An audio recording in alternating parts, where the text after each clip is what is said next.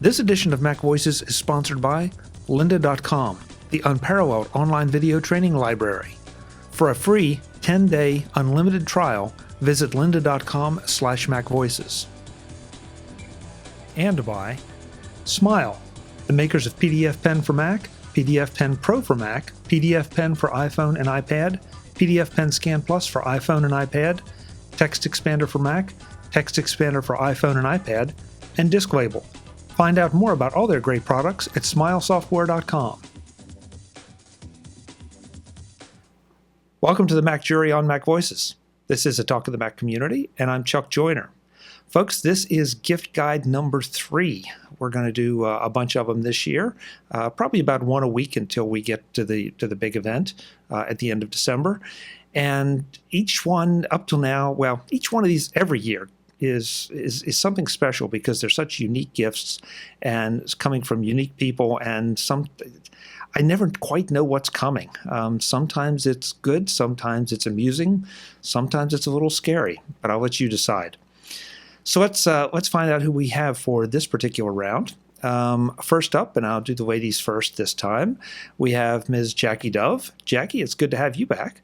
Oh, thanks so much for inviting me. Oh, it's great, and you're so festive. You know, with the Santa hat, it's perfect. I looked for this. So I was about to say, where are you hanging your Santa hat this time? But yeah, that seems a little playing to the season. So what's going on with you? Because I know the last time we talked to you, you were working, doing some writing for the Next Web. I was for about a year and a half, a little bit over that. And right now I'm a freelance technology writer. I'm based in the San Francisco Bay Area.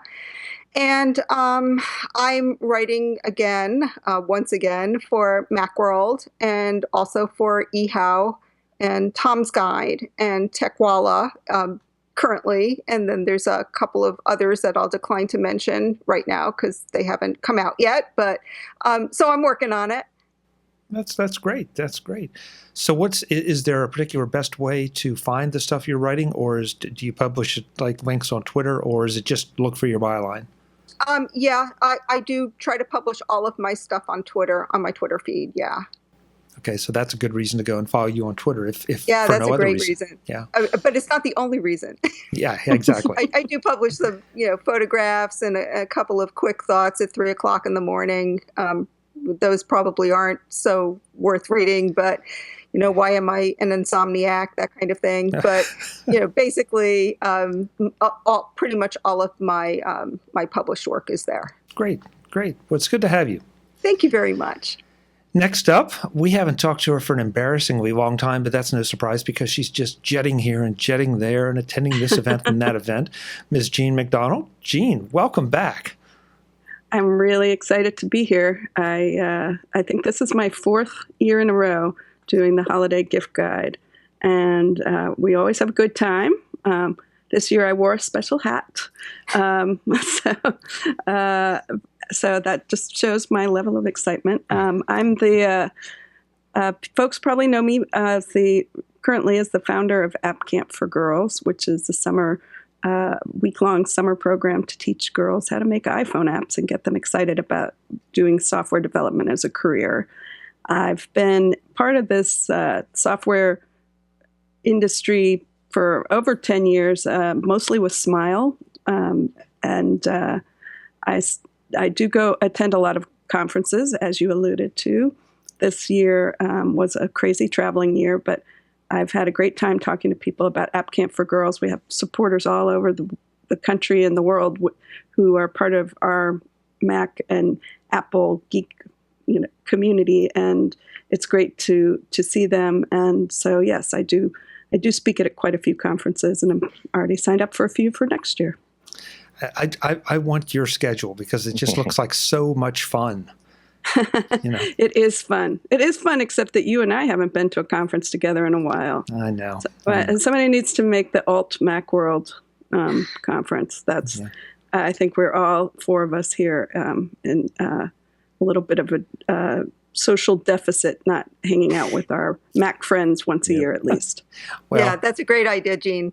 Yeah, well, hopefully, maybe as time goes on, we'll have a little something to talk about there. Don't know for sure, but you know, there's some people working on something that maybe this year we can get you to. So Okay. I know where you can get a band if you want. yeah. At least the bass player, you can get a really great bass player. And speaking of a really great bass player, also looking very festive, Mr. Chuck Tournous. Yes. Chuck, it's great to have you. It's great to be here. See, you can't see my sweater out there. It's my ugly holiday sweater for this year. But I'm thrilled to be here. As we said earlier, I'm writing for Macworld most of my time these days. Also doing some work for the Mac Observer, and then my miscellaneous rantings that don't fit in nicely anywhere else go on randomaccess.com, which has become my technology blog rather than technology news site. 2 M's, 2 C's, 2 S's. For Chuck. Thank you. I always love that. I have a comment about that sweater, but I'm going to save it for offline because it's not politically correct. So we'll just leave it at that. Okay. I can't wait. Yeah, well, it's something to look forward to, I'm sure. So for the people who have not tuned into a gift guide before, the rules are pretty simple. We do 3 or 4 rounds, depending on timing, each of us picking a tech gift, a geek gift of some kind, or something, hopefully, with a little bit of a geek bent. Panelists are not allowed to pick anything that previous panels have picked. And after that, pretty much the sky's the limit. So we just have fun. It's the stuff that we want to give or we want to get, whether you're buying for somebody else or for yourself. So, Jackie, this is your first time here for a gift jury, so we're going to let you have the first pick of the third round. Okay, that's good. All right, what do I want to give to people? So here's something that I'm really enjoying a lot. I actually have one, and I actually spent my own money to buy it, which is definitely says something about it. And if anybody can see this, this is the Logitech Performance Mouse MX. And it is the successor to the Logitech Revolution Mouse MX, which I had for about 7 years or something before the transmitter died and I was unable to replace it. And this is just a great mouse for many reasons. It's not the cheapest mouse in the house. It's around $100 MSRP, but I think you could probably get it a little bit cheaper, maybe at Amazon or somewhere like that. But it is the fastest, most accurate mouse out there. And that's the thing that really helps me through my day because I'm always going through these long documents. And it's got this button which gives you hyper-fast scrolling. And hyper-fast scrolling is the thing that really makes it what it is. And you can get through enormously long documents, websites, what have you, email lists in your email client, that kind of thing. And if I didn't have it, I get very annoyed. And so, when it runs out of juice and I have to power it up, I get extremely irritated. And if I have to use another mouse, it's just, I'm not in a good mood. So I highly recommend this mouse. And, it's something that, if you're looking for a technology gift for someone, that would be one of my top recommendations. I don't think I'm exactly surprised that you're a mouse person, Jackie, but no magic trackpad? You know what? I work at my desk most of the time. And, I'm fine with the trackpad on my MacBook Air if I'm sitting on the couch. But I have a traditional setup. I've got a large monitor that's, hooked into this MacBook Air that is now in the back bedroom. It's recording the podcast, but usually it's sitting on a platform on my desk, and it's got various things plugged into it, including my, backup hard drive and other things that I'm using. So mostly when I'm sitting up and I've got like the traditional setup, that's how I concentrate the best. So yeah, when I'm working, that's what I'm usually doing. And I know like 90% of, people out there are not doing that anymore. Right. I've heard good things about this mouse. I'm just not a mouse person, so I'm not fit to judge.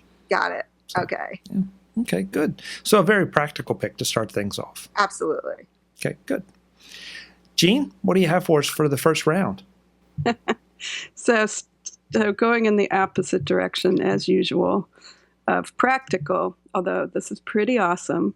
My first pick tonight is called the Ion Audio Party Rocker Live.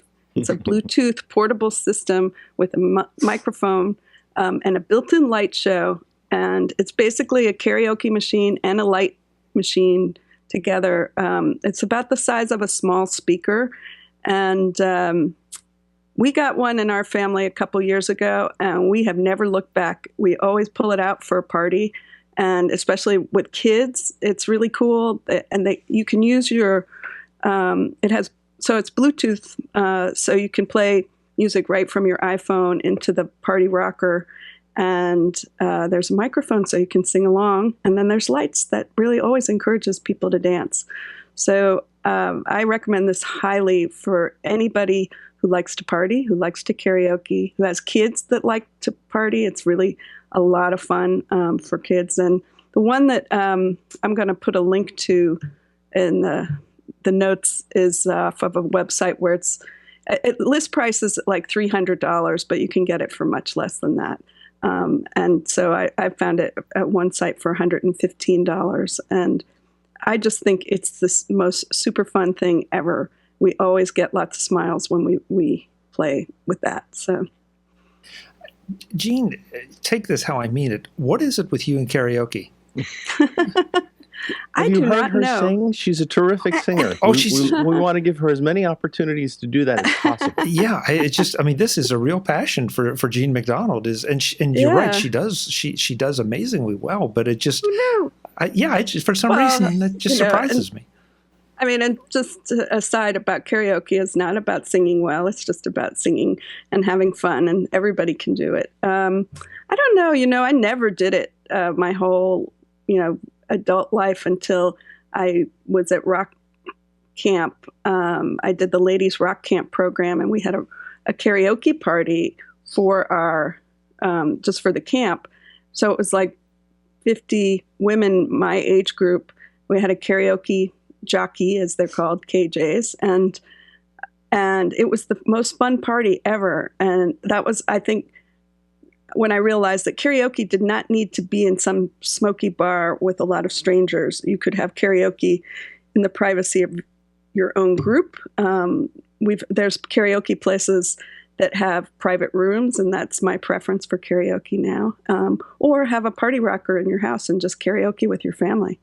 And it's everybody, who does it seems just, I don't know, it's just upbeat and fun and funny and silly. And so we've had a lot of fun with it here in Portland. I think, Kelly and I, especially, we are, Kelly Gamont and myself are big fans of the karaoke. Yeah, so. As I recall, Kelly was on Gift Jury number 2, and right after that, she was leaving to go do karaoke. I think it was for her birthday, if I remember correctly. That's right. And she said that you had dubbed it Kellyoke. Kellyoke, yes. Yeah. For her birthday, yes. Yeah. Yes, and I saw her, and she said, everybody said hi from the MacJury, and I said, you signed up for the MacJury? I said I couldn't do it tonight because I was busy with karaoke. So but Kelly's more efficient. She's more efficient than me, probably.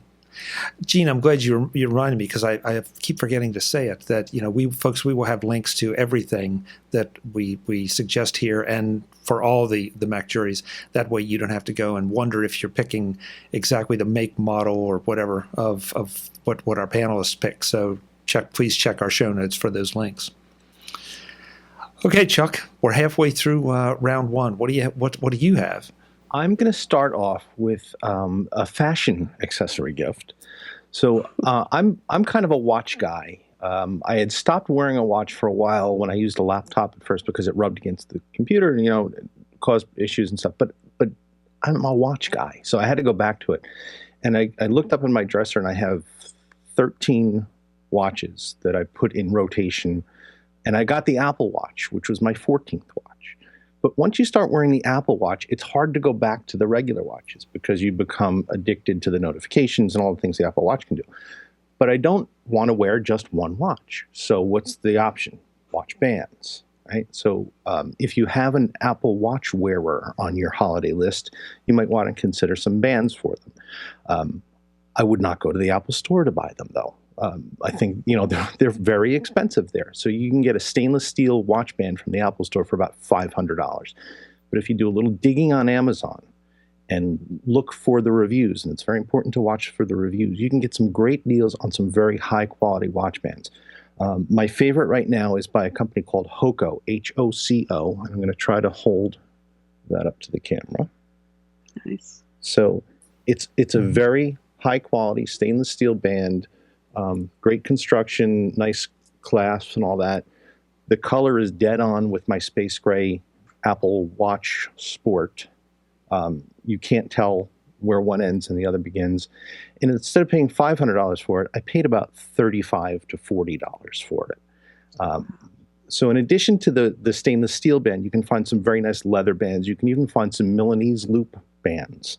I haven't tried those yet. And you have to watch the reviews to make sure you're getting something good. But I've had very good luck with this so far. This is, like I said, very high quality. It even comes with a link remover tool so you can size it properly. And I've had this probably since shortly after I got the Apple Watch, and no discoloration, no gunky buildup. It still works really well. So I'm very, very happy with that, and I'm happy to recommend it to anybody who has an Apple Watch wearer on their list. Chuck, talk just for a second about the link adjustment tool. How much trouble is that? Because anyone that has ever tried to adjust traditional link bracelets, I mean, it's a real pain. Yeah, it's really, they've made it a pretty brain dead procedure. I'll hold it up there. The band fits in that big slot, and then you line up the links to this little slot here. This screws in and pushes the pin out of the link, and then you remove the link and just pop the new one back in. Pop it close if you need it smaller. I took 2 links out of this one. Took me about 5 minutes. No big deal, no scratching. Very, very easily done. Very well thought out tool. Very nice. So I can't help but ask, what'd you say, 13, 14 watches? Yeah. They're not all heirloom watches by any means. So I have, some that I got, some that were passed down to me by my dad, some that came from companies that I worked for, promotional watches. There's a Star Trek watch in the mix there too. So, it's, Of course there is. They're not worth insuring. Yeah, of course there is. Of course there is. Yeah. Okay.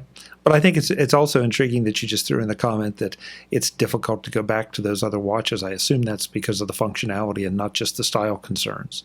Yeah, exactly. I mean, I have my Invicta. I have a Michael Kors watch that I like better for style. I'll be honest with it. But once you're used to the notifications, the functionality of the Apple Watch, it's hard to go back to just something that only tells you the time. Yeah. Good. Wow, that's 3 very diverse picks to go the first round. I'm going to go, I guess, a little bit toward Jackie's side and do something a little more practical for my first one. I'm going to recommend the Quirky Spacebar Monitor Stand and 6-port USB hub. This is a great little monitor stand. I love the iMac design. Johnny Ive, love your designs, but it's a bit of a pain to reach around and try to figure out which USB port might be open and which one I'm plugging into. This is a monitor stand within 6 integrated ports. It is a powered hub, so you have to plug it into the wall. You get 3, I want to make sure I get this right. You get 4 USB 3.0 ports, and then 2 ports that are USB 2, but they're high powered for device charging. And you've got ports in front, you've got ports in back on the legs, but it puts all this stuff right up in front where you can plug anything in and out. So if you've got portable hard drives or flash drives or anything like that, and of course it doesn't have to be just the portable stuff, you can also plug anything else into it. And of course then there's one connector that goes from the stand to one of your USB ports. The only thing that might make it better would be if it had Thunderbolt, but not there yet. But possibly the best part about this is it was invented by a gentleman from Pennsylvania. So what more needs to be said? Of course. But yeah, it's about it's about what did I say, about $38 on Amazon. It comes in white, silver, or black. I got the black one, and I absolutely love it because it doesn't take up any space on my desk because, of course, my iMac is sitting on top of it. So I can slide a keyboard under it if I want. It's got that much clearance, which is also great, of course, with a wireless keyboard because then it'll just slide out of the way if you want it to. But it's one of those things that you look at it and say, I don't know. And once you get used to the convenience of it, it's like, okay, if you have multiple computers, you're going to want to buy one for each one because it's just so useful and yet doesn't take away from the looks of the iMac. So it's a nice compromise. So again, that's the Quirky, spacebar monitor stand. Got to get it right. Yeah. That sounds really practical. Yeah. It is just my type. Yeah. Well, it's practical, but I've tried a lot of USB hubs, and some of those are great, especially the ones that have all kind of connectors. But and you could use those with this too if you wanted. But just the idea that I don't have to, and it integrates well, and it's just not something else sitting on my desk cluttering things up, but is actually part of my setup is fantastic. So there you go. So does it raises up your monitor then a few inches off of your desk? Yeah. But that works okay with your, like ergonomically speaking, it's not raising it up too much. No, I have not, Gene. I have not personally. I have not found it to be that much of a. In fact, no concern really. It just it's up a little bit, but it's not up obnoxiously. So it's something, take a look at it and see, I was about to say stick a phone book, but who has phone books anymore? So, but find something maybe to raise it if you think that might be a concern and test it out a little bit. So I think it's 1 and 5/8 clearance. It's just under the thickness of, a Mac Mini will not fit under it. A Mac Mini is just about 1/8 of an inch too high. So that'll give you an idea about how tall it is. Today's edition of MacVoices is sponsored by lynda.com, the unparalleled online training library. Get a full free 10-day trial at lynda.com/MacVoices. There are lots of great things about lynda.com. Things like their constant addition to their amazing collection of video tutorials, with a total of just under 4,000 titles. Of course, it will probably be more than 4,000 by the time you hear this. Things like their series that bring you shorter form, new tips on a regular basis on topics such as design and video gear. Things like their articles, because lynda.com doesn't just do video. Things like their iOS app that lets you download courses for offline viewing. It's amazing just how much learning you can do while the guy in the center seat is wasting his time watching TV reruns on the plane's video system. Things like the fact that you have access to a broad spectrum of topics, from business to photography, software development to education. Things like the fact that you get the kind of training that gets you up to speed on a new topic, or in-depth training that gives you expert-level expertise. Things like the roster of amazing instructors who aren't just lynda.com authors, but who work in the fields they teach in. So they aren't just reading from a manual, but they have lived the topic. Things like the fact that you can try lynda.com free for a full 10 days by visiting lynda.com/MacVoices. That 10 days includes everything, not just the articles and not just the series. Every single video course is at your beck and call for 240 hours by visiting lynda.com/MacVoices. You can watch as much as you want to in those first 10 days, and then sign up to keep learning. It's going to be a long, long time before you run out of things to watch. One more time, lynda.com/MacVoices for your free 10-day trial. Use that URL to let lynda.com know that you appreciate their support of MacVoices, just like I do. Thanks to lynda.com for supporting this week's edition of MacVoices. That's round one. All kind of things all over the place. Gene, how about if we're going to do this in a little bit of a rotation? So how about if you start us off for round two? Okay. The next thing that I wanted to talk about is something that's really changed my geek life this year is my new backpack from Waterfield. I got, so I've had a lot of problems with my back over the years. And this year, one of the things I decided was that I had to just give up having a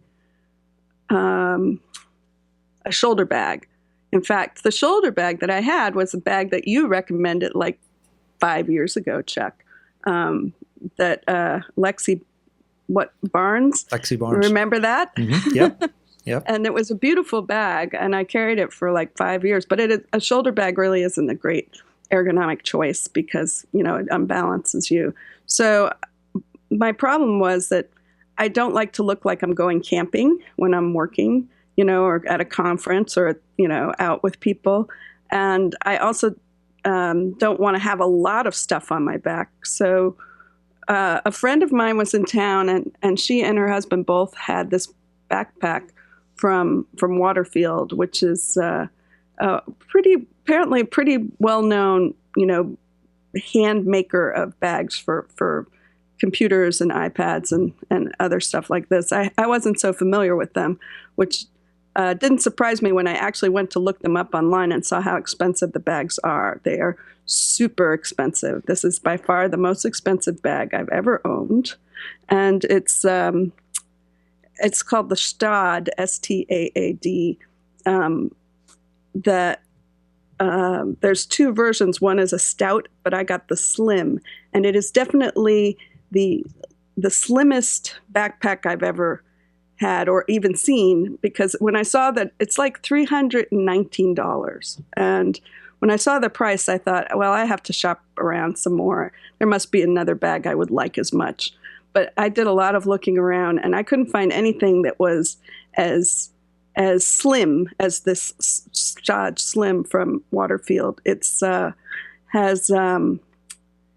9 inches, I think, total depth, you know, from front to back. So one of the nice things about wearing it is that you don't feel like you're going to whack all the people around you when you turn around. It's a very discreet size, but it holds everything that you really need. Like, obviously, the part of the idea is not to carry so much as well. So I'm not looking for a bag that I can stuff everything in the kitchen sink in, but it has a sleeve for your computer, you know, for your laptop. I have the MacBook 13-inch Air, and I think the 13-inch is the size that it holds. I don't think it goes to 15. If you got the Stout, which is the next size up, that does fit 15-inch laptops. And it also has a little sleeve for an iPad, and that sleeve fits an iPad Air, which I have, and now I have an iPad Mini, and of course that fits in there, one or the other. I mean, if you jam them in, you could fit both. But so those are held in padded areas on the back of the backpack, and then there's 2 zipper pockets on the outside where I can put my wallet and I put my keys, and those I can reach. If I just take off one shoulder, I can kind of reach in and get my wallet. It has little areas where you can put in, you know, business cards and little notebooks, like it fits a field notes notebook, pens, such like that. It's the neatest bag I've ever owned, and I get so many compliments on it. It looks really, really nice, too. It does not look like you are going camping. It definitely fits in with a lot of, you know, whether you're going casual or dressed up, it fits in with either one. It's very comfortable to wear on the back. The lining is this beautiful material, and every time I open it up, people also go like, ooh, that's so nice in there. And so I would say if you know somebody who needs a backpack, or if you want to spend money on a backpack yourself and treat yourself, this is the nicest backpack I've ever owned, and I think it will last, you know, as long as I want to wear it. So that's my pick. That's a good pick. I've had some Waterfield stuff, and it is absolutely beautiful. And of course, if you think about it in terms of what you pay for doctor's visits, Gene, it's That's all I have to do. Yeah. Yeah. Yes. Not even factoring in the pain, just the cost. No. And you've No, got, it's true. It's and I think it's helped a lot. I mean, this year I have not been laid out in a big way with my back compared to like last year was really, really hard on me. So, and like I said, it looks nice and I always feel happy wearing it. I did make the resolution when I got it that I would never wear it hanging off of one shoulder. I would always put both straps over, even if I was just walking from my house to the car or from the car to the office, because that was the whole point of spending all this money on a backpack, is not to stress my back in, an unbalanced way. So, and actually it's very easy to pop on and off. I that hasn't been a problem at all. Great.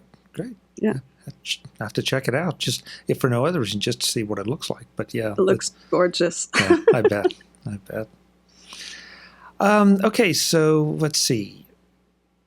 I think that means that we have to swing around to Chuck for round 2. Sure, happy to. I love taking pictures with my iPhone, and with each successive generation of the iPhone, the camera improves and the quality of the sensors inside improves. And I love everything about the iPhone except the lens, because it's a tiny little lens. And it's a nice lens, but because it's a tiny little lens, it doesn't let a lot of light in. So you can't really get nice shallow depth of field. You can zoom in, but it's a digital zoom. So really all you're doing is blowing up the pixels on your photo. So that doesn't count. And that's, kind of clunky. So I've been a big fan of OlloClip for a long time. I had the OlloClip 4-in-1 for my iPhone 5S, and when I moved to the 6S, of course, it no longer fit. But one of the things that kind of bothered me about the OlloClip is it had nice lenses, but they weren't versatile enough for me. So they had 2 wide-angle lenses, which, the regular wide-angle I think was fine. The fisheye was a little bit much for me, and it had 2 macro lenses. And I don't know anybody who needs 2 macro lenses. But it had no telephoto lens, and that's the thing that I really wanted. I wanted my iPhone to be able to zoom in and get closer to things so that I could, stand back and again, if you stand far away and you use a longer lens, you get that nice shallow depth of field that leaves the background kind of soft and makes for nice portraits and all that. So OlloClip came up this time with a 3-in-1 lens for the iPhone 6 and 6S, which has a macro lens, a regular standard wide-angle lens, and then this nice big tall fellow here, which is a zoom lens.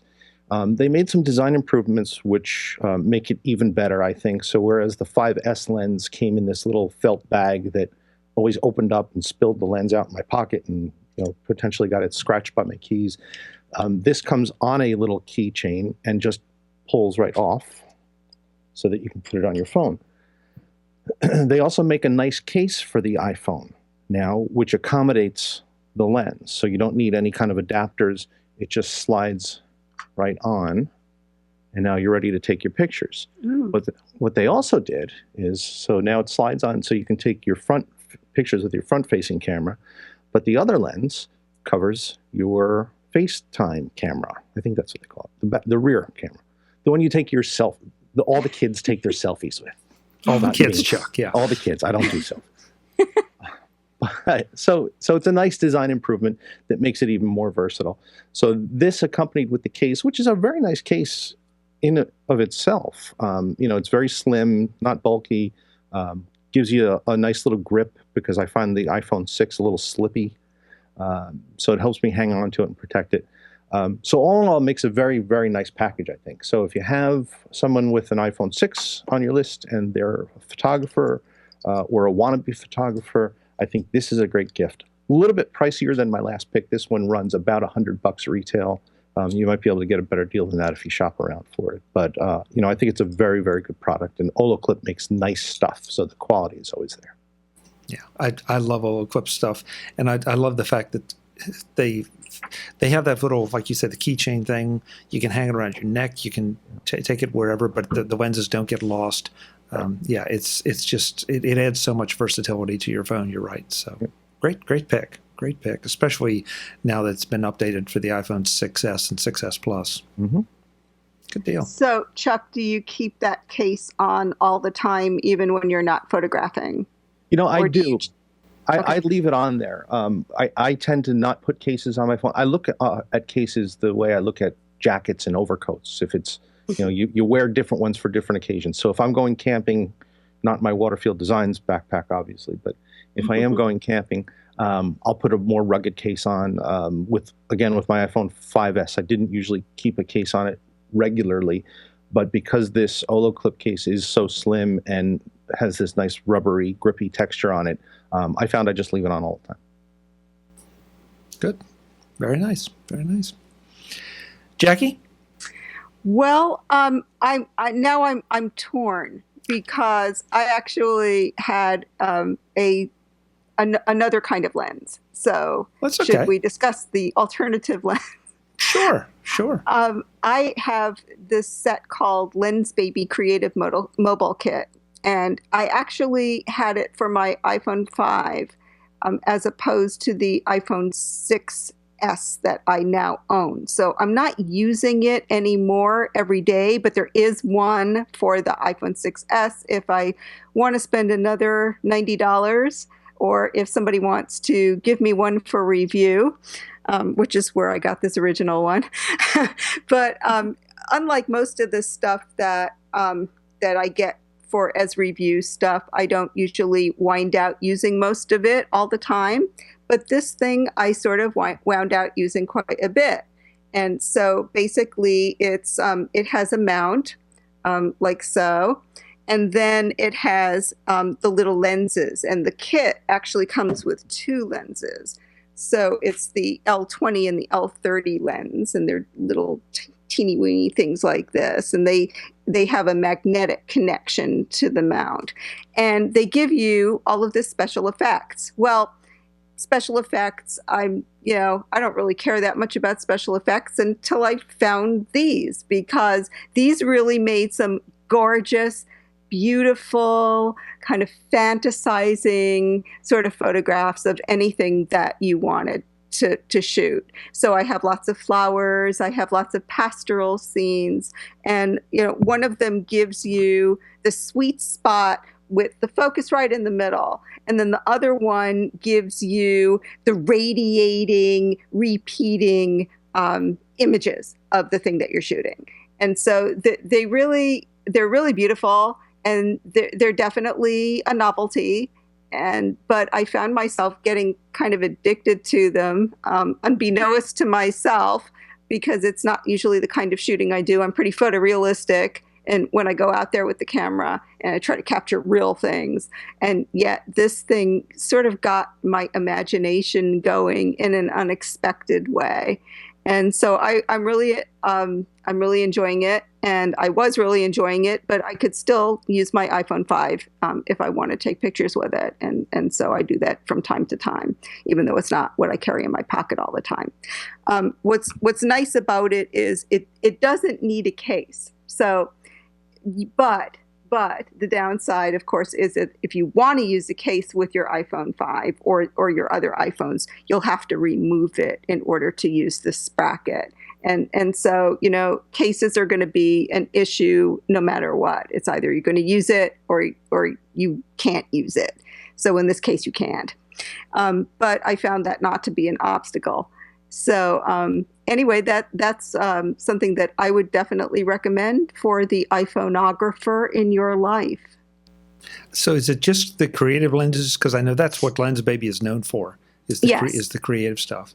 They have the L10, L20, and L30, but the creative kit comes with the 20 and the 30. And the 30 was, I believe, the newest one that they manufactured. And then they put that together with the bracket, and then with a little kickstand thing, which I don't know where it is right now. I didn't use it much. But you can't use the kickstand when you're shooting. You're going to use the kickstand as another accessory for, like, when you have FaceTime conversations and things like that. And the magnetic mount, I assume, obviously it holds it firm, but it holds it in line to where you want it? Absolutely. I mean, it sticks, it's like physically attached. And so it's just like a part of your camera until you kind of use a little bit of force to get it off. Good. And then the mount just comes off. There's a little slider, and it just detaches itself. So it's a really nice little set, and I just carry it right in my pocket. I'm familiar with LensBaby stuff. I've never played with it, but I've seen some of the results, and it's fantastic. But of course, if it's for your DSLR, it can get a little pricey for experimentation. So this is fantastic that you can do this with just your iPhone and get a taste of that kind of photography and not spend a huge amount of money. Oh yeah, and nobody has sent me a lens like that for my DSLR yet. So and I'd be happy to try it out. But basically, yeah, this was a review copy, and I wound out saying some pretty nice things about it. Good, great, nice pick.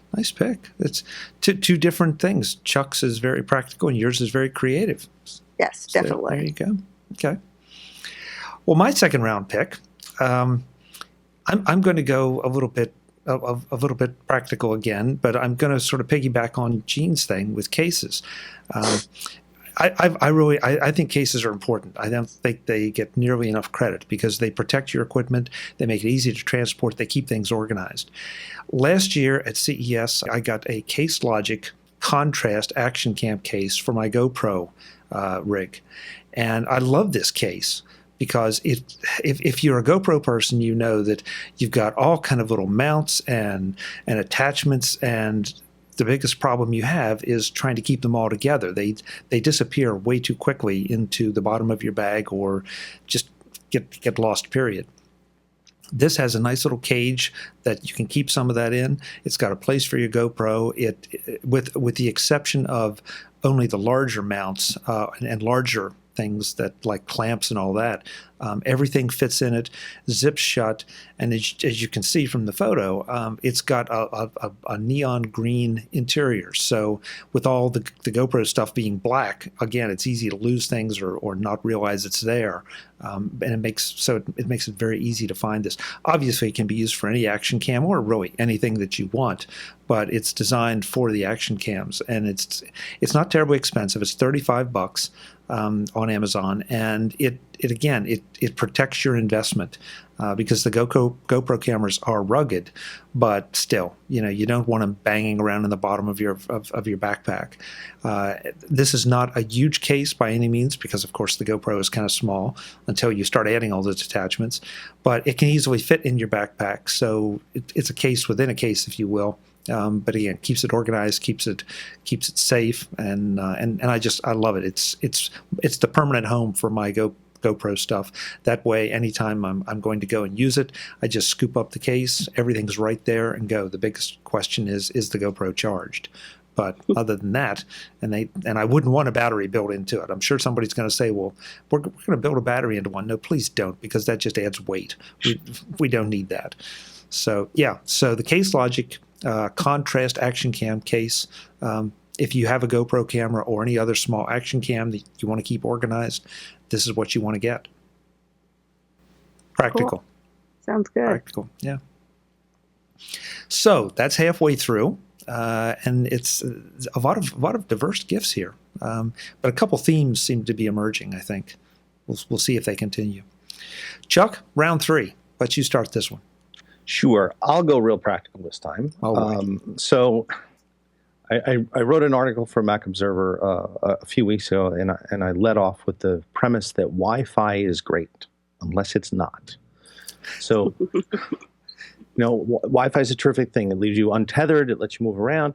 But if you have dead spots in your house, if you're behind cinder blocks, if you have interference, there are probably some places in your home where it's not going to reach. I run into this all the time. I have a mother-daughter house that's kind of wide, 3 levels from where the router, my original router, sits in the basement to the second floor bedrooms. So there are places where the Wi-Fi is a little spotty. When my kids come home from college, they want to plug in their laptops or plug into the desktop, and sometimes it just doesn't work well. TP-Link, who I love for networking gear, I own 2 of their wireless routers already, has what's called the Powerline. This is the AC 1200 megabits model. I think that's what it's called. It's very simple. If you have an electrical electrical wiring in your house, you have a network. What you do is you plug this in and plug, it comes in pairs. Plug this in next to your router, put one of your wired connections into one of these slots, and then anywhere else in your home, plug the other unit into the wall outlet, and you have an instant networking port. So the speed is very good. I consistently got at least 200 megabits per second, and sometimes as fast as 400. So it's good speed, good networking speed, and it's just drop dead simple. You now have a network port anywhere in your house that you need it within a matter of seconds. My son is home from college right now. He's using the first unit of this right now to plug in, so he doesn't have to take off my microcell from the network and mess up my cell phone service. But this runs about $150. Highly recommended. If that's not what you're into, TP-Link also makes a great Wi-Fi extender, which again you just plug into anywhere into your house, and it'll take these existing Wi-Fi signal and boost it to make it go even farther. But that, this one, if you just need a wired connection and don't want to spend a lot of time thinking about things, just plug it in and you're all set to go. Great. And you've had good luck, no problem with, I don't know what age home you live in, Chuck, but no problem with older homes that you're aware of? Newer homes, you're going to get faster speeds typically. My house is about 45 years old, but it works just fine. If you're worried about security, it can encrypt the data that travels over the network. It won't jump transformers though. So, if your neighbor has one of these units and plugs it into his outlet, he's not suddenly going to have access to your network. That's a concern. Yeah. So, and they mitigate that. It can't jump across transformers, but in case you're still concerned about it, you can press one button on there and it will turn this into an encrypted network. That's an especially nice feature, say if you were living in a townhouse or something. Yep. Where you might be sharing wiring with others. Yep, that's a great point. Yeah. Good. Nice choice. Practical and geeky at the same time. That's how I roll. Gene, round 3. Okay. For this round, I'm going to share something that I am buying in multiple quantities for stocking stuffers, and I urge you to do the same. It's the MacJury mini power pack charger. I don't have one on me, so I'm just holding up my hand with an empty. It's about the size of a lipstick. They're very, I think they're very attractive. When I first came across them, I thought they were super cool. They basically, you charge this little unit up with, it connects USB to micro USB, I guess that is. And then it's small. It charges up fairly quickly.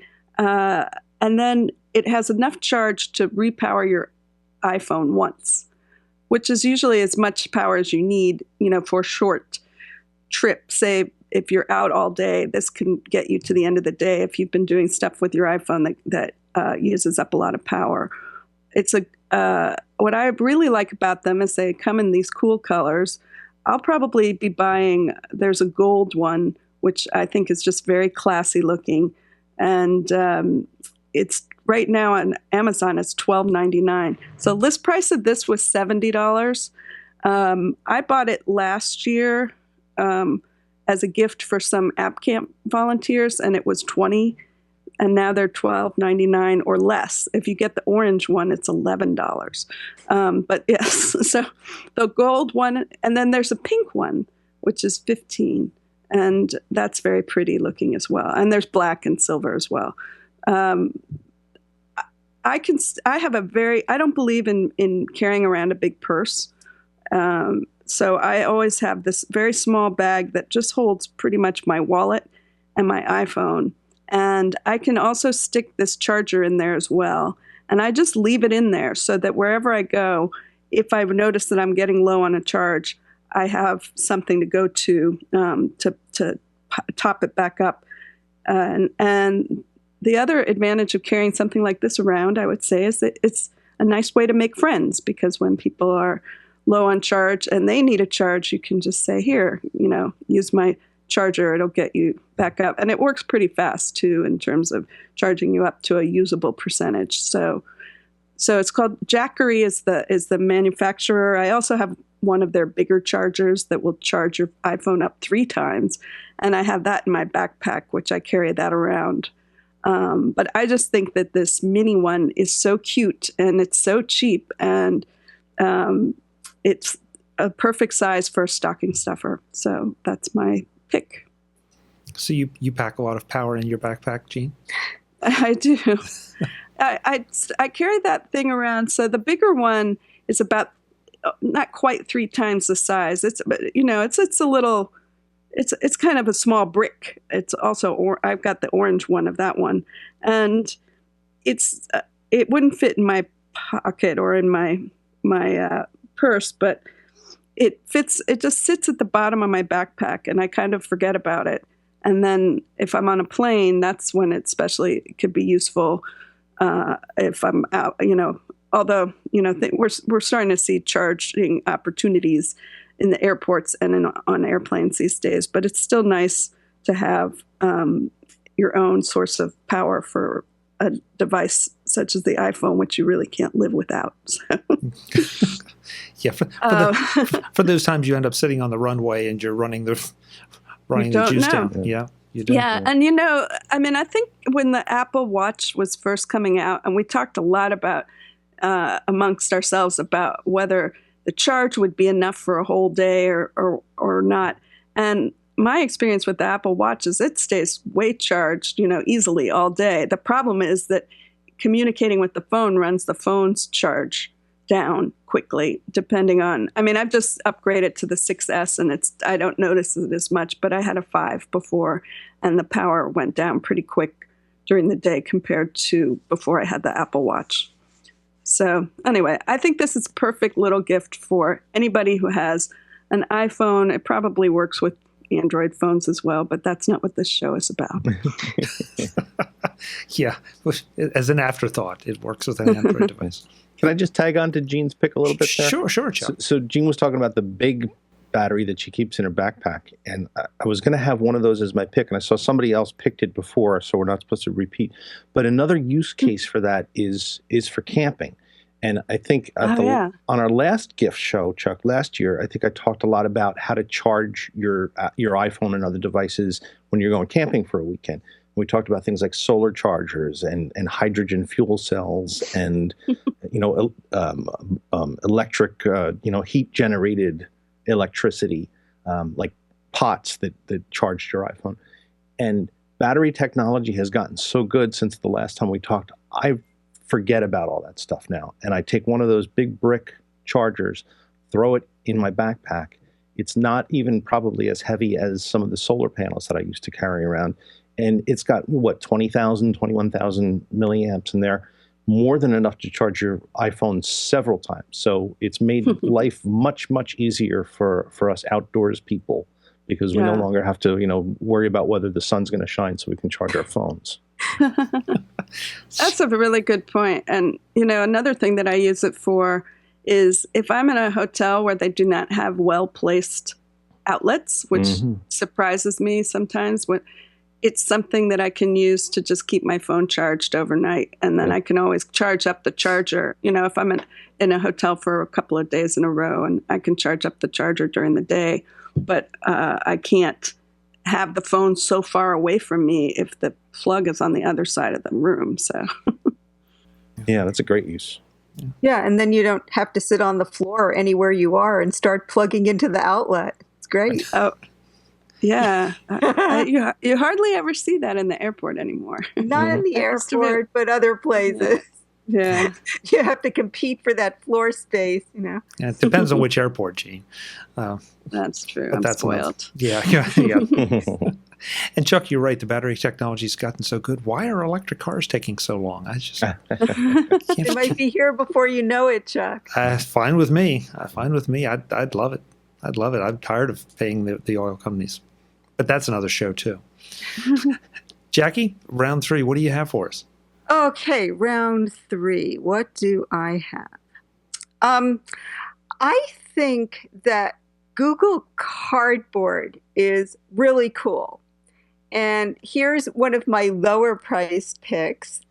And I've been using it for a project, and it's kind of been a revelation. I've been sort of edging my way into VR and trying out some stuff and writing some stories about it. So I've had some occasion to handle some of the headsets and so forth.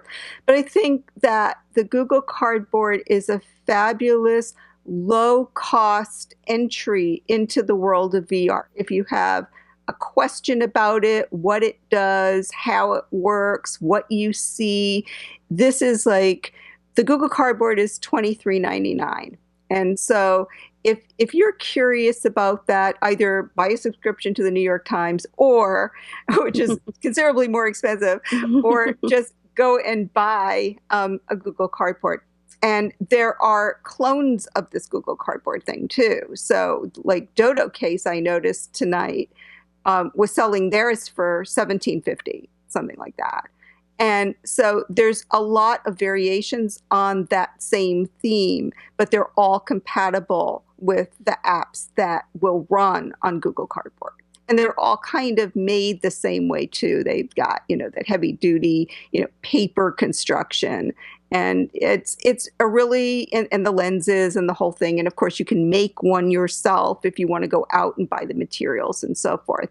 But I'm like, just buy it and, save yourself the trouble, assemble the thing the way they tell you to do it. And you've got a really nice little entree into virtual reality and the stuff that people are putting out there as content these days, which is becoming, better and better by the minute. So yeah, Google Cardboard, if you're interested in VR, start with that.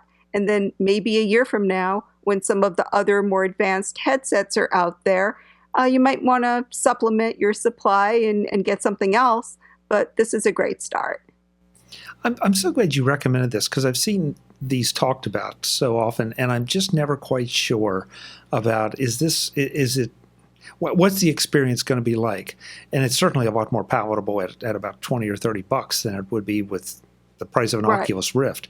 But do you feel like you obviously feel like you get a good enough experience or entry into this area by spending this money? Yes, I do. And it's like, you may not want to go any further than that. I mean, the content is what's going to warrant whether you want to delve in more deeply.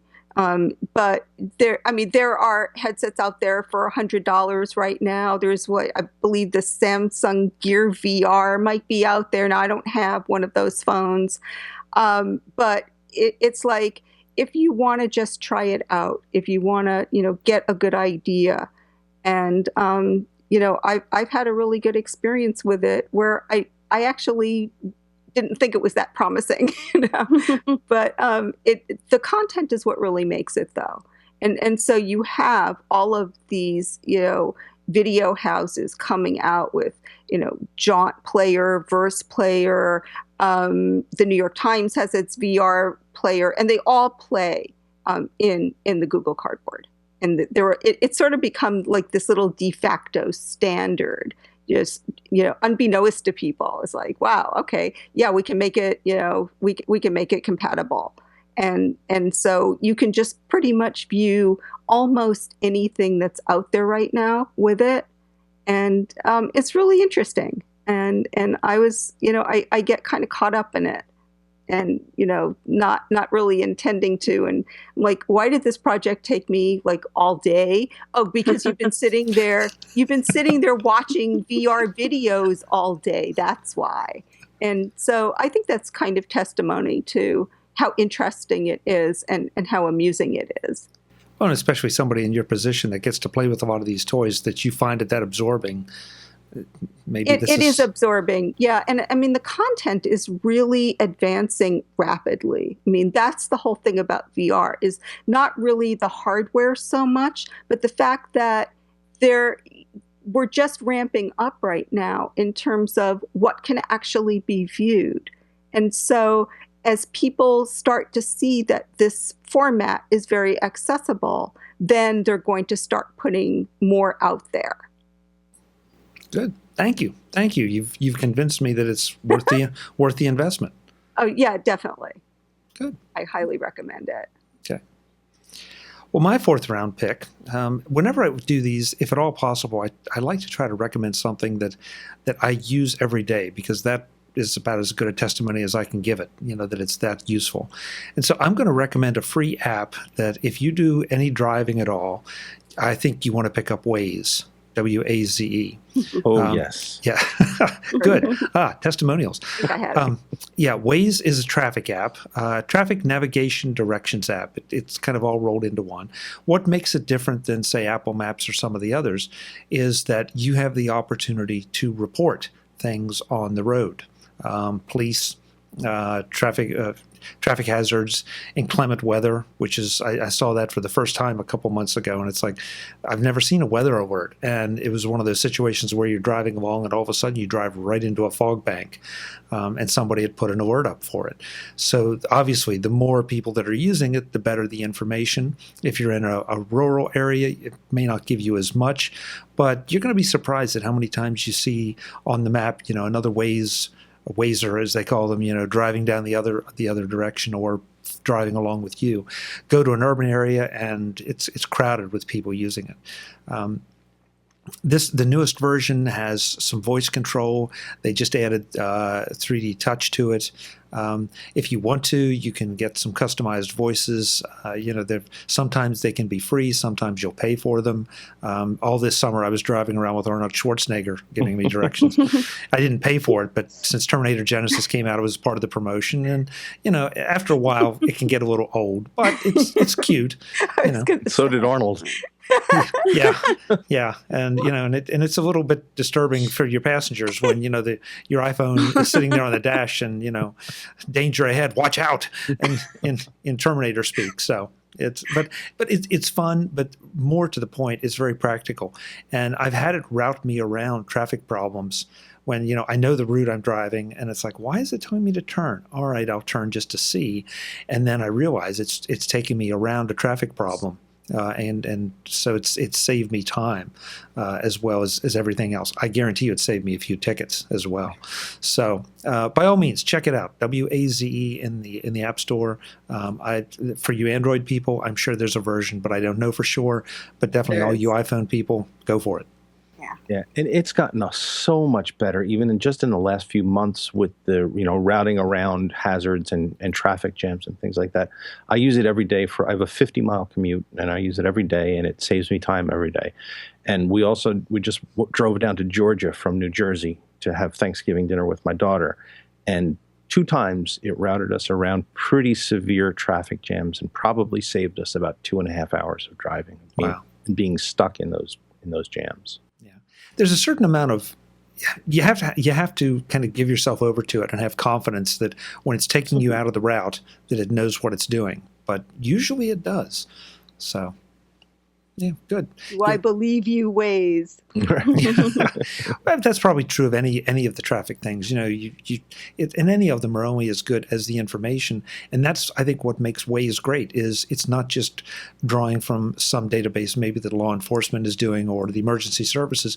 It's from the actual people that are either stuck in that traffic jam or the ones that are making it out around it. So, yeah. Yeah, I think word of mouth is really good with apps like this. And if somebody has a good experience and then they communicate that good experience with other people, you get to trust it more. I had it on my phone for a while, and I guess I was testing it or something, and I took it off. And I don't drive that much, so it wasn't really critical for me. But, just to know that somebody's actually used it in situations where it's telling you to make a detour and it's actually the right thing to do is good information just about the app itself. Yeah. I'm sorry, Chuck. I have about a 15-minute commute to work.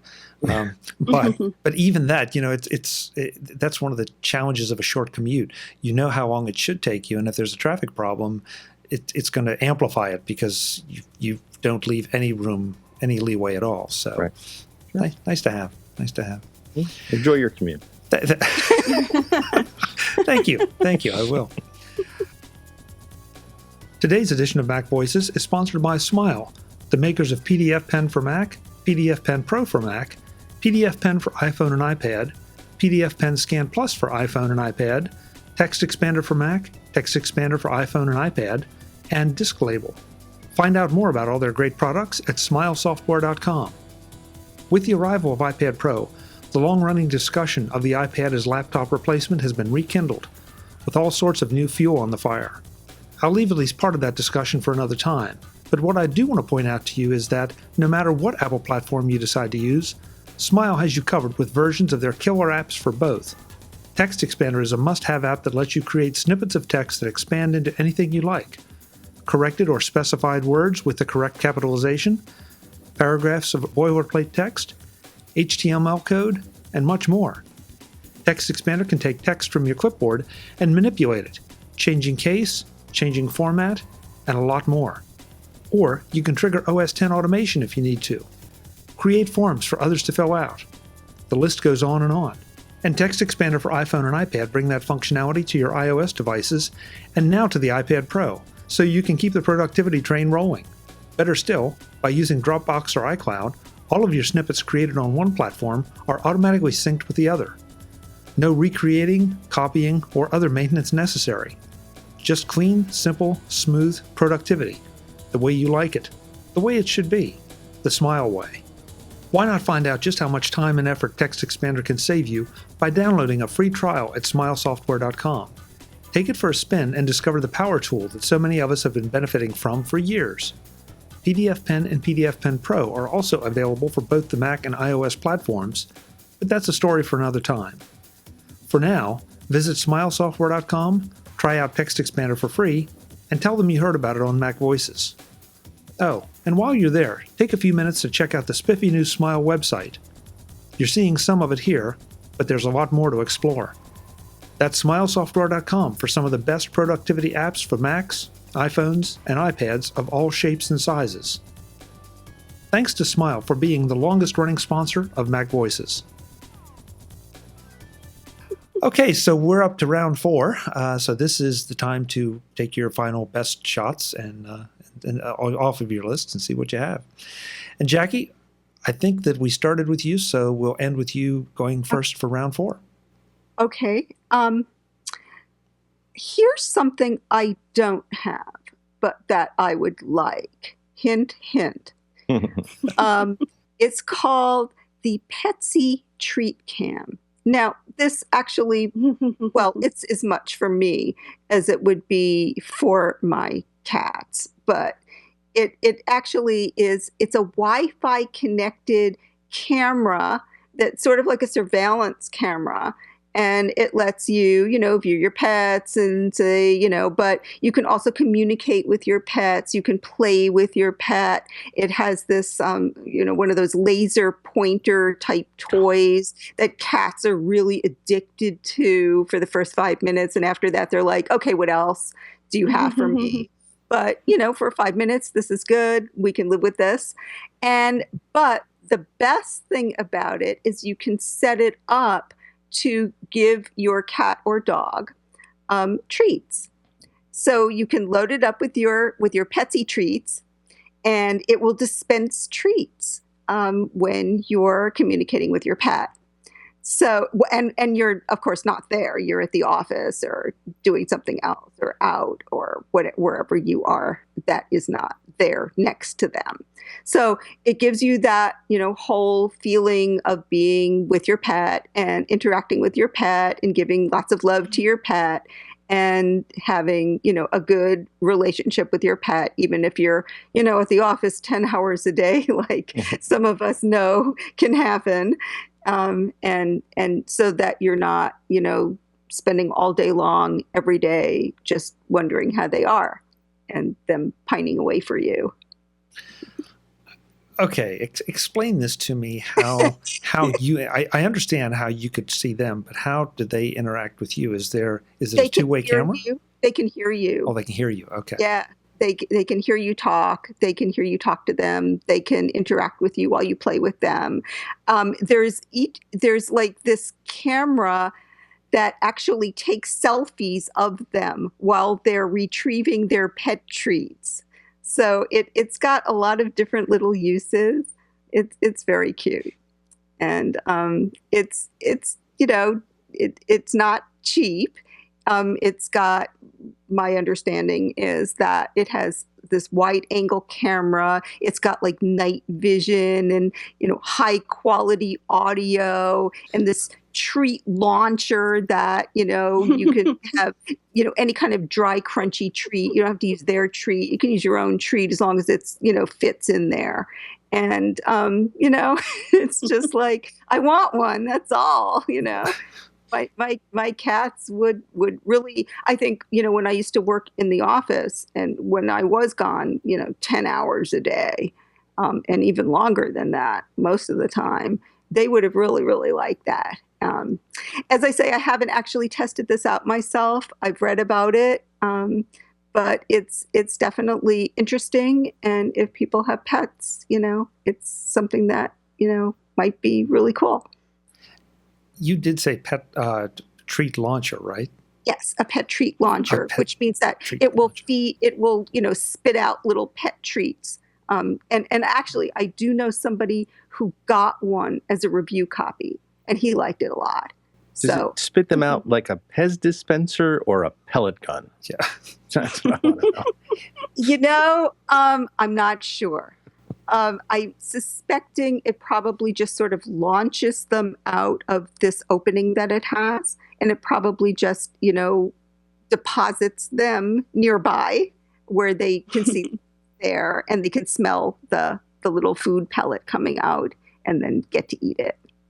Yeah, Chuck, I'm with you. A treat launcher, night vision, high quality audio, surveillance camera as the cat is eating this. I mean, this sounds like an offensive weapon for the NSA. You hook up the Arnold Schwarzenegger voice from your Waze app, and you really got something there. Yeah, really. Yeah, maybe. Really? But if you were a cat, you might feel differently. Sure. Sure. Your pooch or your kitty might feel much differently than that. There's like NSA, whatever. Just give me my treat. So anyway, like I said, this thing isn't cheap. It lists for $169.99, but Fido and Fluffy, they're worth it, right? Okay. Does anybody have pets here? Maybe yep, I have a dog. All right, everybody's got it. No. That's dog. I have computers. Well, yeah, they're pets too, but they're a little more self-sufficient. Yeah. They don't have like separation anxiety. So, yeah, check it out. Okay, I've said this on other juries. I love some of the picks because they don't necessarily have to be techie, but everybody finds a techie angle to them. They want to explain them, and that's what I love about some of this stuff. But that one, that's a new one. That's a new one, Jackie. I don't think we've had anything like that. It just came out this past year, so it is definitely new on the market. But it looks like it's gaining some traction from my reading of it. Gene, you're up next, and I have to ask: do they have anything like this for hamsters? Oh, no, guinea pigs. Guinea pigs. You're guinea pigs. I'm sorry. Phew. I'm sorry. Yes, excuse me. They're completely different. I'm sorry. I'm not an animal person. Guinea pigs, they would not like things moving around and talking to them in their cage. They like peace and quiet. They like to hide and feel like nothing is after them. And I think this would, but I would like to have. I just like, my brother has a cam for his son's crib, and that cam is also one that you can talk through. So my sister-in-law, when she's at work, she could say something to him. He can't see her, but she can see him. And I was thinking I don't need to talk to the guinea pigs because I don't think they listen that well. Or care or pay attention. They're more likely to be afraid. But I wouldn't mind watching them when I'm not home and see what they're doing. But I have a feling it's exactly the same thing they're doing when I'm here. So you better hope. Yeah, pretty much. Anyway, no, I have. I haven't gotten anything that high tech for them yet. But I do have. Just to circle around to my first pick, the Party Rocker, which is large and heavy and is a big party machine. There is also another product from Ion called the Party On, and it is a little Bluetooth speaker. It's about, 4 inches high, and it doesn't have a karaoke it doesn't have a microphone. It's not for karaoke, but it does have the lights. And so you can make a little party. I bring this little thing around to App Camp.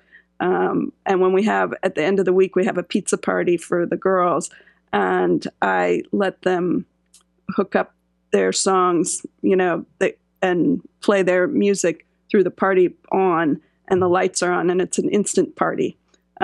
It's not, quite as flashy as the full-size one, but it's so adorable.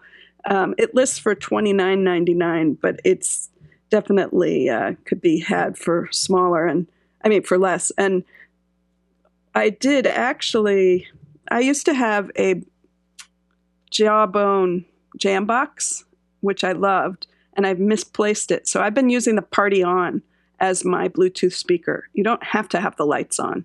And it works fine as like a small Bluetooth speaker to carry around, like on trips if you want to play music in your hotel room or something like that. So I highly recommend that. It's small enough, almost small enough to be a stocking stuffer. And kids and adults, anyone who likes a party would enjoy the Party On. Good. Yeah. I think we've had only one other Bluetooth speaker pick on the juries, and that was a completely different thing. So yeah, it sounds nice. Yes, this is unique. Good. So Chuck, what do you think? Round 4. I will stick with the musical theme for my last pick. I like IK Multimedia's iRig lineup of musical gear, techie gear. I use the iRig HD to practice my bass and to just relax. Hook it up to your iPad and you can play along with music and record if you want. But I've always wanted something for my acoustic guitar that I could do the same with, and there was nothing out on the market to do that until iRig came out with what they call the iRig Acoustic, which is a small mic. I don't have it yet, so this is kind of a pick based on faith in what iRig's IK Multimedia has put out so far. But it's a small microphone about this big in the shape of a guitar pick, and you clip that to the sound hole of your guitar or ukulele. I'm told it'll work as well. Mm-hmm. And then you plug that into your iPhone or iPad and use the bundled software that comes with it in order to play along with your favorite songs or record, just hear yourself. It also has some neat features. It can do 12-string guitar, reenactment or fakery, make it sound like that. Or it'll drop the sounds an octave so you can play bass on your guitar. So it does some neat things, and I'm very excited, looking forward to checking that out. Runs about $50. So I assume it can be used for karaoke for Gene. Yeah. Well, it's made to pick up the acoustics of a guitar, but I'm sure it would get the voice. Okay. And so I'm a little confused as to how it lets you play bass. Am I missing something? So it'll change the sound of the guitar that's picked up in the microphone. So when it plays through the app, it'll drop the sound by an octave, or make it sound like a 12-string guitar. Got it. So then can you pump it back out, say, in a live situation, or is it strictly a recording thing? No, if you use it in conjunction with IK Multimedia's iLoud Bluetooth speaker, you can plug it in there so everybody can hear your jams as well. But basically, it's meant as a practice and recording instrument. So you put it in your iPad, use headphones, either play back for your own enjoyment, listening as you play, or record it. Okay. Not being a musician, that was why I was confused, because I would think that it would be a little strange to be hearing the tones of the guitar, coming from the guitar, and then also have, say, it be turning into a 12-string or a bass, coming from a speaker. But if you put on headphones, then it makes perfect sense. Right. Yep. And that's how you use it. Got it. Interesting pick. My fourth round pick, I'm going to take us back to where we started, but I'm going to disagree with Mr. Tournous just a little bit. I too have an Apple Watch, and I love it. But right after I got it, I decided to go ahead and spend a little money and get the leather loop magnetic Apple Watch band from Apple, and it's absolutely the best thing I did. The fluoroelastomer was fine, and except for working out or being in hot weather when it sweat a little bit under it. But I got the leather loop, and it's fantastic simply because it's completely adjustable. So it doesn't matter how large or small your wrist is. If you can get this around far enough to slip through this bracket, and you probably heard it there, it just clicked back in. It's magnetic, and it grabs your wrist and is completely adjustable. So for those times that I want to wear it tight, I just pull it a little tighter, and the magnets hold it there. They're strong enough to keep it to the way I like it at that moment, or I can wear it loose. Come in multiple colors. If I remember correctly, midnight blue, black, obviously, a stone color, a brown. I think there's maybe one more. But yeah, it is a little pricey for the band. It's $149, so it's not like the $500 metal bracelets. But I wanted one of the metal bracelets when I got this, and there was no way I could justify that. But I got this, and now I really don't have any interest anymore in a metal bracelet because the metal bracelets aren't adjustable on the fly. As Chuck said, you can take the links out of those and adjust them for sort of one fit. But this, I can just make it infinitely adjustable. So I really like it. I can't figure out why the watch industry didn't figure out this whole magnetic thing sooner. And it's the one thing that I haven't seen in third-party bands. Maybe they're out there and I just haven't stumbled across them. But the magnetic closure is really the selling point for this. I've got the Apple Watch Sport in the silver. The black band looks good enough to be dressy if I want to put it on with a suit, or it looks just fine, with casual clothes too. So for me, it's like the perfect watch band. And so if you are looking for the perfect watch band, go and at least go to an Apple store and put one of these on your wrist and see if it fits, and see if it fits what you want. But like I said, for sports, I want it tied up, pulled down tight, swinging a golf club. I don't want it popping off and shooting down the shaft. That's not good, but I don't need it pulled up that tight, obviously, during the day. So yeah, so the Apple Watch band leather loop. Check it out. Check it out. Yeah. Any other Apple Watch wearers here other than Chuck and I? Yeah, I was going to ask that. So I'm the only one who has resisted the Apple Watch. I don't know. I see one on your wrist in the future. Yeah. Oh, believe me, I have looked at them more than once, walking around, and, the husband goes, "Are you ready to go yet?" So we'll try it on. Yeah. Hang them on. So, yeah, maybe eventually. I mean, I just have the black sports one, the 38 millimeter size, and I'm very happy with it. I mean, I don't have to dress up for anything, and I'm not really, I mean, it's tempting, like when Chuck's talking about that band, like, ooh, yeah, that would be cool. And then I'm like, nah, I don't really need that. I'm really happy with what I have. It works for, I don't golf, and so it works for me. But I don't love this the way I loved the first iPhone when it came out. Like, oh my God, I can't believe we didn't have this before. But it's growing on me in a way, and there's certain little things about it that I don't use it. Like, I'm not a power Apple Watch user. But I use it it just makes it easier for me to see, like, the temperature is something I was always taking out my iPhone to look at, or things like finding my iPhone. That's probably the top feature, is it can find my iPhone. And that's saved me pulling out my iPad and launching Find My iPhone, which is something I was using my iPad a lot for. So. That's interesting, Jean. Do you pay any attention to the fitness app at all? I do, actually. Yesterday I got all my circles, but Nice. I don't. I haven't become a power user of that feature either. But I think it's interesting because I had a Fitbit before, and I had the Fitbit wristband, which I liked a lot. So this basically replaced it. And at first I felt like the fitness, I missed my Fitbit because it was just straightforward. How many steps did you take? Yes or no? This has so many bells and whistles. So, but I'm getting used to them now. So I think that the Watch 2.0 improved the fitness thing too. So I'm happy with that. And the directions on your watch, I think that's just magical. That makes me use the directions on my iPhone because I never used to use those. So. That's something we'll have to talk about at some point. I think it's interesting that you see the Apple Watch as having more detail for the fitness part than the Fitbit, because to me that I had zero interest in fitness. In the fitness tracking and all when I got the watch, and now I'm kind of hooked on it because I don't have to do anything. It's simple. All I have to do is look at it, and I've got a good visual idea of what it was. There's no study or no thinking or anything required. It just does its thing, and if I bother to look at it, it does, and if I don't bother to look at it, that's fine too.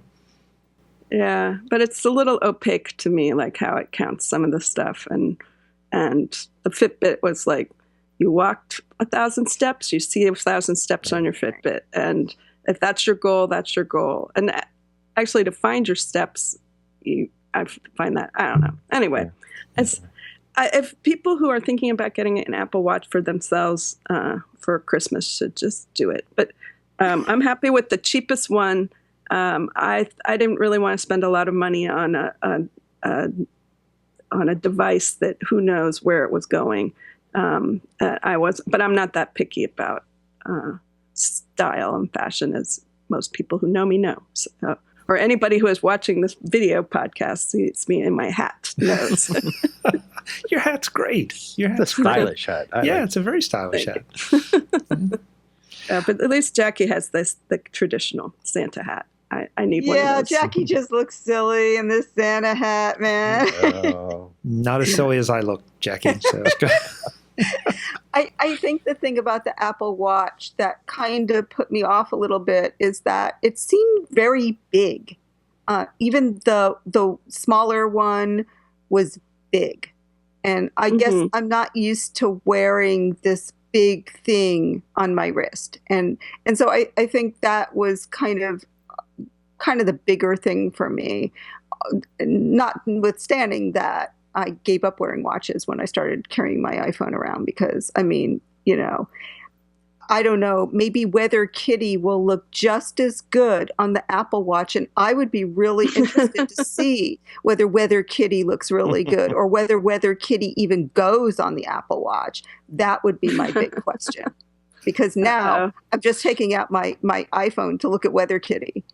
I feel like you've heard of a rat hole. This sounds like a kitty. Kitty tangents.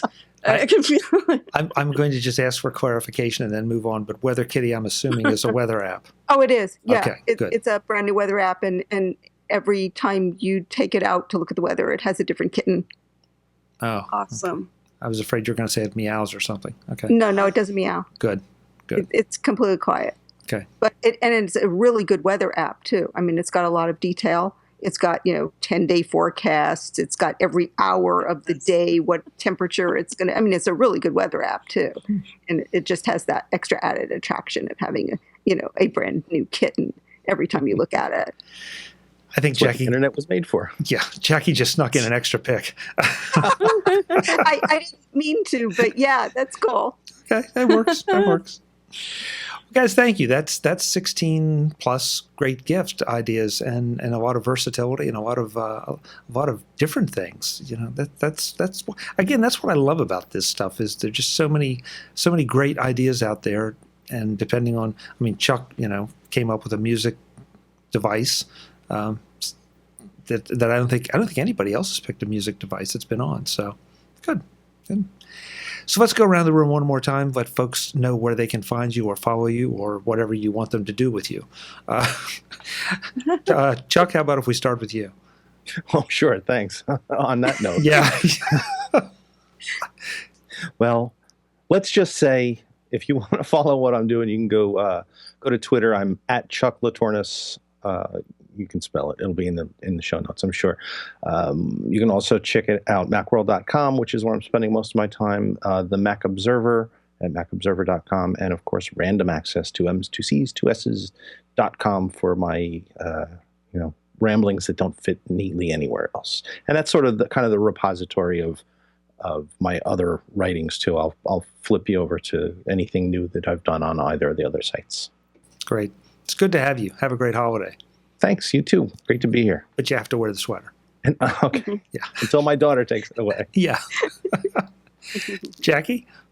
Okay. And I guess you can, if you are so inclined, you can follow me on Twitter. I'm at Jackie Dove, and it's JACKIDOVE without the E, because evidently somebody spells their name Jackie Dove with an E, and that isn't me. And I also have a bunch of stories on Macworld and a few on Tom's Guide, and one on eHow so far. So I'm around, but Twitter would be the place if you want to read anything that I've written recently. Great. Happy holidays to you too, and you have to wear the hat. So. I'm condemned to wear this hat. Thank you very much, Chuck. It was great. Thanks for having me on. Jean, last but absolutely not least. Yes, you can find me at MacGenie, MacGenie, on Twitter. And I am also, you can find everything you want to know about App Camp for Girls is appcamp4girls.com, and the 4 is the numeral 4.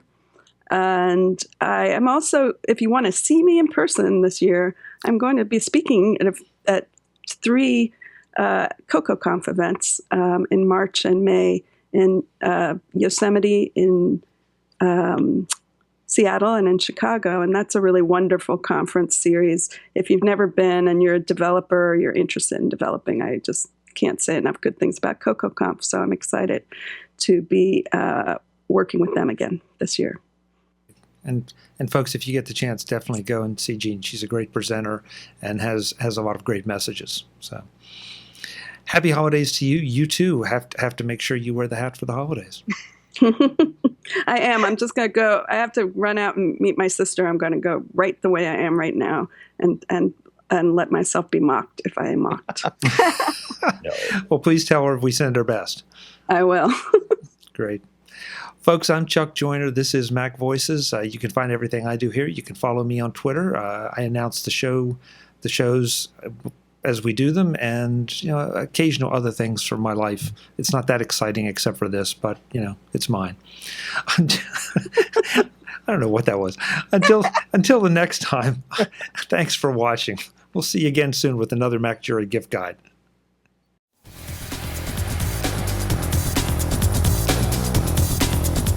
Visit MacVoices.com for links, show notes, to subscribe, to connect with Chuck on Twitter, Google+, YouTube, Facebook, LinkedIn, and the MacVoices blog. Subscribe to our weekly newsletter, the MacVoices Dispatch, to stay up to date on all the latest MacVoices news from our front page or at macvoices.com/newsletter. Do more with your Apple tech by subscribing to the free MacVoices magazine on Flipboard by visiting macvoices.com/magazine. Advertising and sponsorships handled by Backbeat Media at backbeatmedia.com. Bandwidth provided by Cashfly at cashfly.com.